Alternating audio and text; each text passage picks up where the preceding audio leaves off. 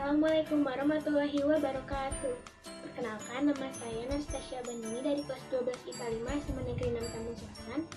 Kali ini saya akan menjelaskan materi kimia kelas 12, yaitu kimia unsur. Berikut penjelasannya. Beberapa unsur logam dan non-logam dalam bentuk unsur maupun senyawanya banyak dimanfaatkan dalam kehidupan sehari-hari. Penggunaan beberapa unsur logam dan non-logam meningkat dengan berkembang pesatnya industri, baik sebagai alat, bahan dasar, maupun sumber energi. Unsur-unsur logam umumnya diperoleh sebagai biji logam dalam batuan. Alam Indonesia sangat kaya akan sumber mineral biji logam. Karena itu, perlu penguasaan teknologi untuk mengolahnya menjadi logam yang dibutuhkan. Pada bab ini, dibahas beberapa unsur logam dan beberapa unsur non-logam yang berperan penting bagi kesejahteraan hidup manusia. Yang pertama, unsur-unsur di alam. Pada umumnya, unsur-unsur logam terkandung dalam batuan sebagai senyawa yang disebut mineral biji logam. Emas dan perak terdapat dalam keadaan murni tersebar di beberapa daerah, yaitu Salido di Sumatera Barat, Rejang Lebong, Sumatera Selatan, Bengkulu, Cikotok, Jawa Barat, Palele, Sulawesi Utara, Bolang, Mongondo, Sulawesi Tengah, Kota Waringin, Kalimantan Barat. Untuk memperoleh logam-logam berat seperti besi, timah, dan tembaga dari bijinya, biasanya dilakukan melalui langkah-langkah pemekatan, pengeringan, pembakaran untuk biji yang bukan oksida, reduksi, dan pemurnian. Aluminium diperoleh melalui elektrolisis. Yang kedua, komposisi alkali dalam kerak bumi. Logam alkali termasuk yang sangat reaktif.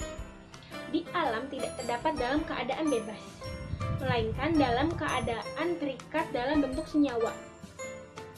Unsur yang paling banyak adalah Na dan K. Kedua unsur ini banyak terdapat dalam air laut dalam bentuk senyawa NaCl dan KCl. Unsur-unsur alkali tanah tidak terdapat bebas di alam, akan tetapi dalam bentuk senyawanya. Berilium terdapat dalam biji beril Be3Al2 FiCO3 6. Magnesium sebagai dolomit MgCO3 CaCO3. Karnalit KCl MgCl2 6H2O. Kalsium sebagai CaCO3 pada batu kapur dan pualam. Batu tahu atau gipsum CaSO4 2H2O.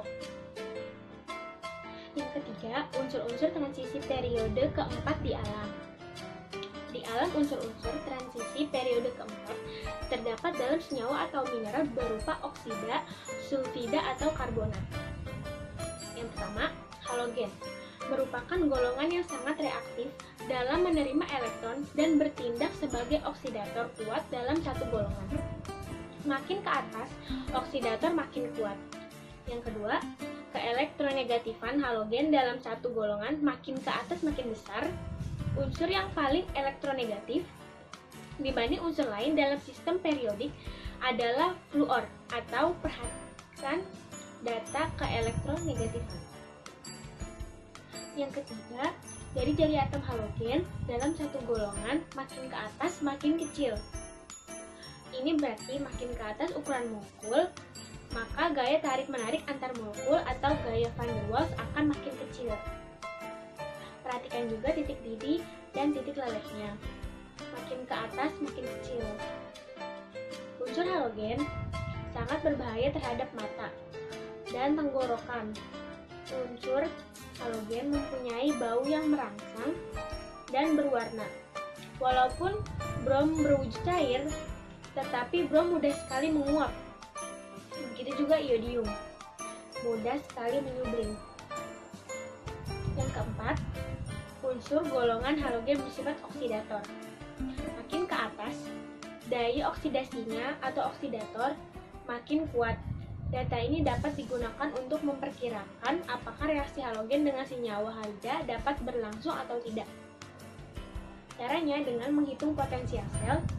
Jika harga potensial sel positif, berarti reaksi berlangsung, dan jika harga potensial sel negatif, berarti reaksi tidak berlangsung. Halogen yang bebas atau diatomik yang berada di atas dapat bereaksi dengan halida, senyawa atau ion halida yang berada di bawahnya. Jika halogen yang bebas berada di bawah senyawa atau ion halida, maka reaksi tidak berlangsung. Contoh reaksi tidak berlangsung yaitu Cl2 plus 2F atau I2 plus 2Cl.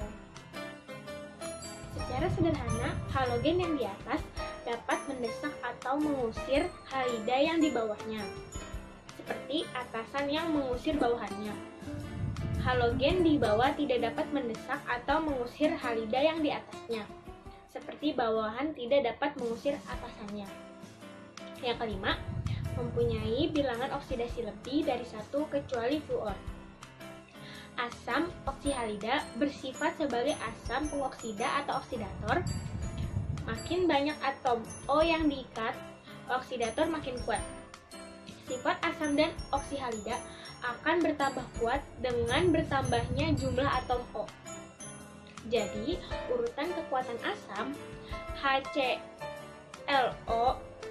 lebih kecil HClO2 lebih kecil dari HClO3 lebih kecil dari HClO4. Sifat gas mulia. Gas mulia dalam sistem periodik terdapat dalam golongan 8A. Gas mulia dahulu juga disebut golongan 0. Gas mulia terdiri atas unsur-unsur helium, neon, argon, kripton, xenon, dan radon. Radon bersifat radioaktif. Sifat-sifatnya: yang pertama, unsur-unsur gas mulia mengandung 8 elektron pada kulit terluarnya kecuali He mengandung 2 elektron. Yang kedua, energi ionisasinya sangat tinggi. Akibatnya, unsur-unsur gas mulia sukar bereaksi dengan unsur-unsur lainnya. Yang ketiga, pada tabel dapat dilihat bahwa titik leleh dan titik didihnya sangat rendah. Namun, di balik titik leleh maupun titik didih makin ke bawah makin tinggi, sesuai dengan makin besarnya massa atom gas mulia. Yang keempat, molekul gas mulia monoatomik. Sifat alkali dan alkali tanah. Unsur-unsur kedua golongan tersebut sebagai berikut. Dalam sistem periodik, alkali terletak pada golongan 1A, kecuali H, dengan elektron valensi 1, yaitu Ns pangkat 1. Sedangkan alkali tanah terletak pada golongan 2A, dengan elektron valensi 2, yaitu Ns pangkat 2.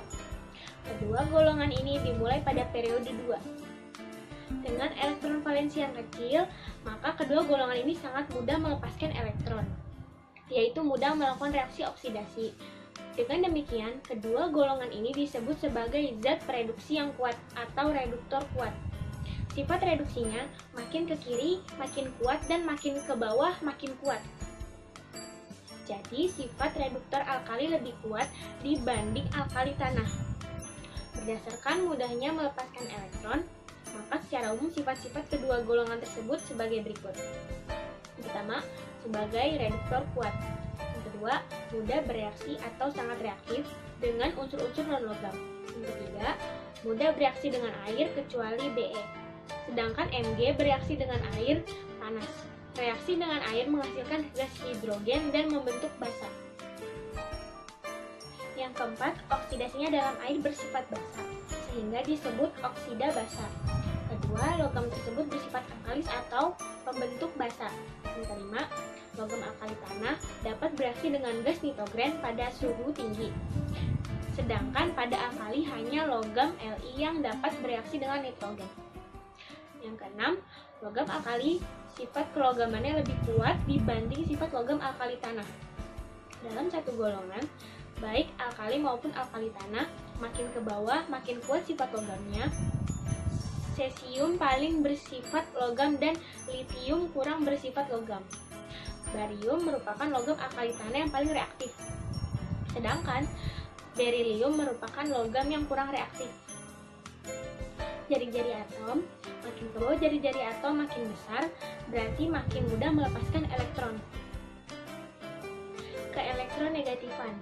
Dengan harga keelektronegatifan yang kecil, maka atom logam alkali dan alkali tanah cenderung melepaskan elektron dan membentuk bilangan oksidasi positif dengan atom non-logam. Energi ionisasi. Untuk alkali tanah ada energi ionisasi pertama, artinya melepaskan satu buah elektron dari atom. Yang ketujuh, tes nyala. Menurut teori atom Niels Bohr, bahwa energi yang dibebaskan dari atom yang tereksitasi faktanya berupa spektrum garis dari setiap unsur. Beberapa spektrum terletak pada panjang gelombang sinar tampak sehingga kita dapat mengamatinya. Pengamatan dapat dilakukan dengan membakar senyawa yang mengandung unsur tersebut. Kemudian diamati warna nyala api yang terjadi. Sifat reduktor atau oksidator. Jari-jari atom dari Na ke Cl makin kecil berarti makin sukar melepaskan elektron atau makin mudah menerima elektron. Hal ini sesuai dengan harga keelektronegatifan yang makin besar. Makin mudah menerima elektron berarti makin mudah melakukan reaksi reduksi. Maka oksidator makin kuat. Hal ini didukung dari data potensial reduksi yang makin positif dan makin besar. Kebalikannya berarti makin ke kiri reduktor makin kuat. Natrium termasuk reduktor yang kuat. Ini terbukti dari reaksi dengan air sangat reaktif. Potensial reduksi standar besar dan negatif. Energi ionisasi kecil. Kekuatan logam. Sesuai dengan sifat reduktornya, maka makin ke kiri sifat logam makin kuat. Pengelompokan sifat logam dari unsur periode 3 sebagai berikut. Natrium, magnesium, dan aluminium termasuk logam yang lunak dan mengilap. Logam natrium mudah diiris, sedangkan logam magnesium dan aluminium mudah dibengkokkan. Silikon berwarna abu-abu, gelap dan sangat keras. Hal ini berkaitan dengan jumlah elektron valensi sebanyak 4 buah. Jadi unsur ini sukar melepaskan dan menerima elektron. Silikon seperti halnya intan membentuk struktur molekul yang besar. Silikon bersifat semikonduktor. Fosfor, belerang, dan klor termasuk unsur non-logam. Dalam keadaan bebas membentuk molekul atomik yaitu fosfor membentuk P4, belerang membentuk S8, dan klor membentuk Cl2. Kekuatan basa atau asam. Sesuai dengan kekuatan logam, makin ke kiri makin kuat, maka sifat basa makin ke kiri makin kuat. NaOH termasuk basa kuat. MgOH3 termasuk basa lemah. AlOH3 termasuk amfoter atau dapat bersifat asam atau dapat bersifat basa. Selesai materi yang dapat saya sampaikan, semoga bermanfaat. Wassalamualaikum warahmatullahi wabarakatuh.